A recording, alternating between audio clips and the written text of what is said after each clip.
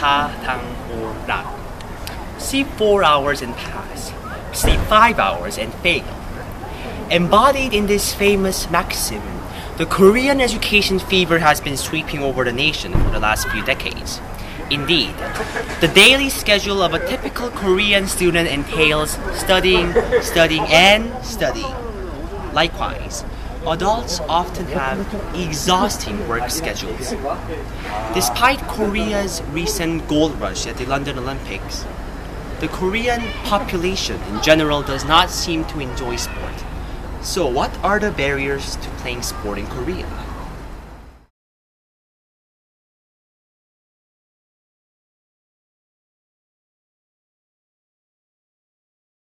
I think a lot of times Korean adults and also teenagers, they prioritize everything else over fun or activities that you get to actually enjoy and expel energy, physical energy. I think they prefer, especially for students, they're like, okay, I gotta study. I'll play sports later, but they never get to it because everything is above, takes precedence above anything that they get to enjoy or have fun with. For adults, I think they just think that they're too busy, and again, the same kind of issue. Everything else takes precedence over activities like sports. Yes, it's just a cultural thing, I think, you know? Like, especially for students, like to say, oh, sports, it's fun, but I can't be having fun right now because all I need to do is study really hard to get my A+ and everything.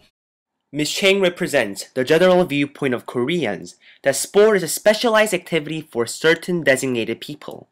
Many Koreans, therefore, are alienated from athletic activities and only watch sports as spectators. In fact, according to Professor Kim at Columbia University, Korean college students in the United States invest 75% of their time for studying and only 25% for extracurricular activities, including community service.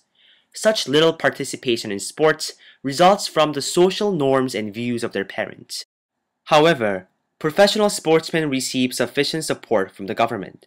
According to Reuters, the Korean government invests more than $100 million into various sports through public funding on an annual basis.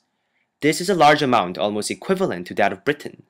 Also, the Korean government provides adequate pension for all sportsmen based on their performances in international competitions. The government is responsible for providing all basic fees that cover housing, transportation, medical services, and so forth.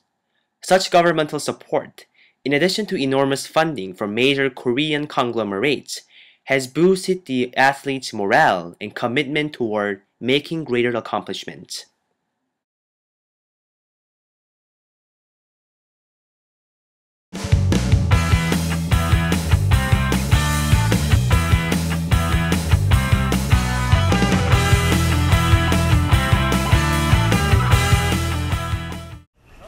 The United States and South Korea are two different worlds regarding each sport.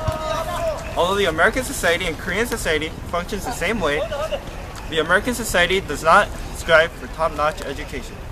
Instead, the citizens of America are given the chance to relax, chill, and spend time playing sports. Such different outlooks on life has caused differences in the accessibility of sport.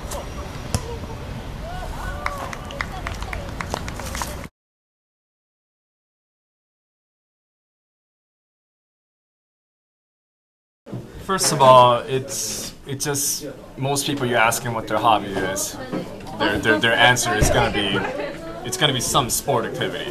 And I think just having access to a lot of facilities wherever you live, there's gonna be some basketball courts nearby. There's always a park, a huge park, usually in a walking distance.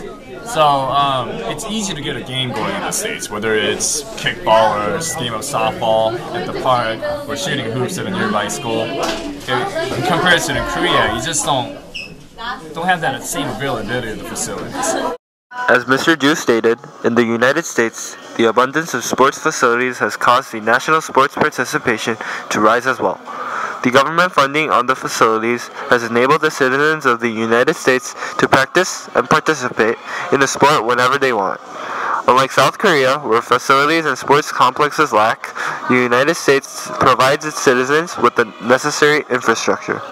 Although normal people have a high level of participation in sports, the Olympic level athletes are given little to or no funding from the United States government. According to CNN, a total of $170 million is allocated by the United States Olympic Committee annually as an operating budget. However, at times, the USOC cannot completely cover all of an athlete's financial needs. As an example, 50% of the American track and field athletes ranked within the top 10 in their event earn less than $15,000 from their sports, causing some athletes to even pursue part-time jobs.